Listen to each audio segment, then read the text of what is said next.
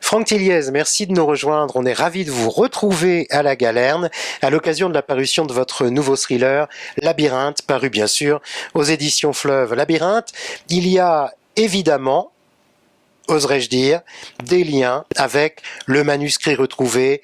Il était deux fois, deux autres de vos romans. Des liens, mais tous ces thrillers peuvent se lire indépendamment. Je crois qu'il est important de leur préciser dès maintenant. Oui, à chaque fois que j'écris un roman, je pense aux deux types de lecteurs qui peuvent se trouver face à ce livre, c'est-à-dire les nouveaux lecteurs. Donc il faut que eux puissent lire un livre, avoir une histoire complète sans avoir une impression de manque par rapport à des romans précédents. Et ce que j'aime bien aussi, c'est faire des petits clins d'œil aux lecteurs qui me connaissent et qui me suivent depuis de nombreuses années. Donc c'est vrai que dans Labyrinthe, ça s'adresse vraiment à ces deux types de lecteurs, les nouveaux et aussi les plus anciens, qui effectivement vont avoir une dimension supplémentaire dans la lecture, puisqu'on vont se rendre compte que ce livre apporte un éclairage supplémentaire sur les deux autres précédents, donc le manuscrit inachevé et Il était deux fois.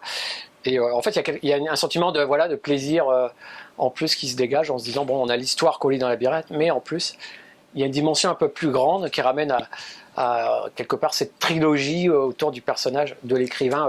Alors, j'osais pas utiliser le mot de trilogie et je vous en laisse mettre bien évidemment. Ah oui. On va revenir sur ce personnage parce que finalement dans ce roman il y a 5 protagonistes, 5 femmes, la journaliste, la psychiatre, la kidnappée, la romancière, une 5e femme que nous ne nommerons pas ici. Il y a un film de quelques minutes mais avec des images toutes plus horribles les unes que les autres, un livre également, dont on peut donner le titre « La fille venue de l'ombre ».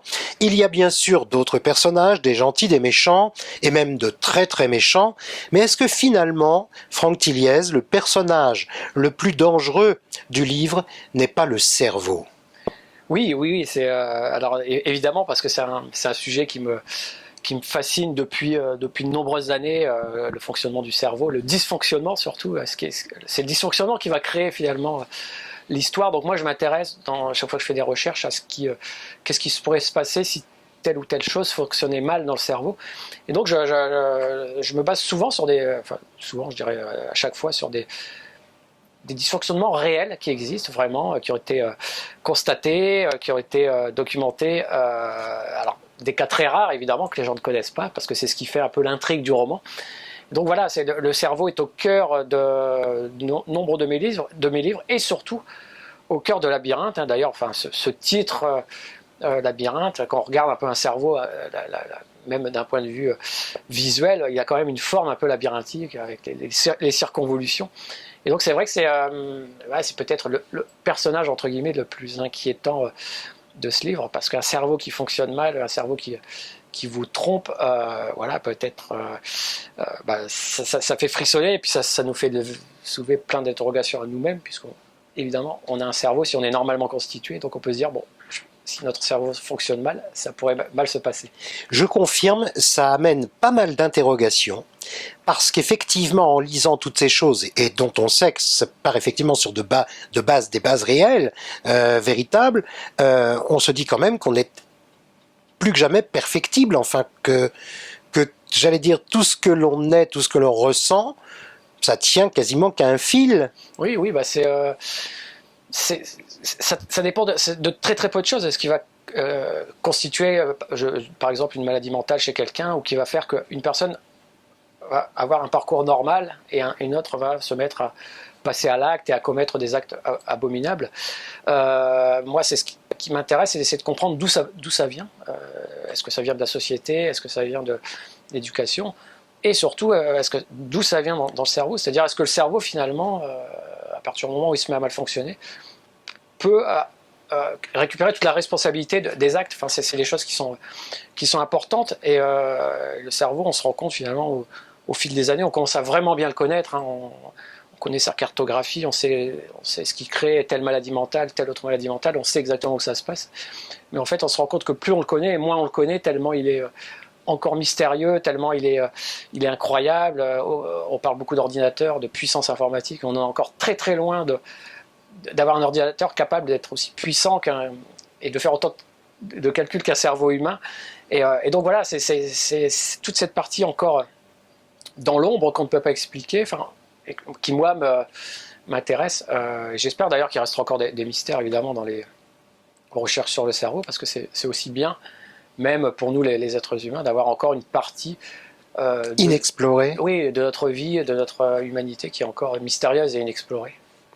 Alors, la mémoire, le cerveau, parmi les thèmes de ce livre, il y en a bien d'autres, mais j'ai noté tout de même le thème parce qu'il est important aussi de la violence dans l'art. Et d'ailleurs, vous l'écrivez, pourquoi ? Pourquoi l'art est-il autant capable de sauver les hommes que de les précipiter vers l'abîme ? Et cette phrase encore qui est dans le livre, où était l'art là-dedans ? Comment pouvait-on prétendre délivrer un message avec de telles horreurs ? C'est une question, c'est un questionnement dans l'art en général, que cette violence-là, que ces courants violents dans l'art. Oui, c'est également des questions qui m'intéressent. Alors, à titre personnel, évidemment, parce qu'en fait, on fait partie, nous, les écrivains, les romanciers du milieu artistique. Mes romans parlent de violence. Il y a de la violence dans les livres. Donc, il y a aussi une interrogation sur la manière dont nous-mêmes, romanciers véhiculant la violence, on participe quelque part à cette expansion de la violence. Donc est-ce qu'on doit le faire ? Dans quelle mesure ? Est-ce qu'on est là pour la montrer, cette violence ? Est-ce qu'un livre peut être plutôt néfaste justement parce qu'il véhicule de la violence, comme peut l'être un tableau qu'on va aller voir et qui va nous heurter ? Donc il y a ces interrogations-là, et puis il y a toujours cette interrogation sur ce qu'est l'art, en fait, ce qu'il représente, la transgression surtout. L'art, ce qui se caractérise l'art, souvent, et notamment l'art contemporain, c'est de transgresser un peu les règles établies pour justement véhiculer des messages. Et la violence est un des moyens peut-être les plus forts pour faire passer des messages. Mais jusqu'où aller ? Où se limite l'art ? Est-ce que l'art ouvre toutes les portes, tous les droits ?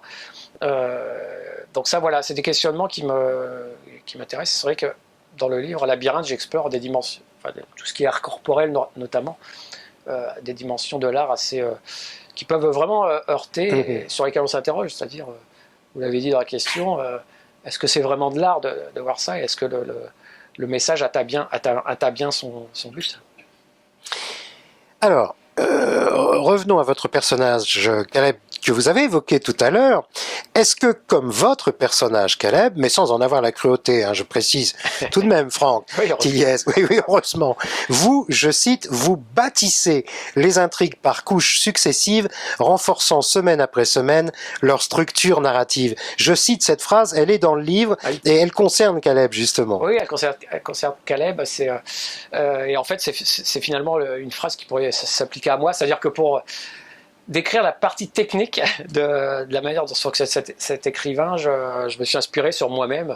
Donc finalement, j'explique au lecteur qui va découvrir ça, un peu comment je fonctionne moi. Ça, c'est pour ça que j'ai insisté sur la partie technique, parce que évidemment, le personnage de Caleb Traskman, qui est quand même un personnage très peu recommandable, qui est l'un des monstres du livre.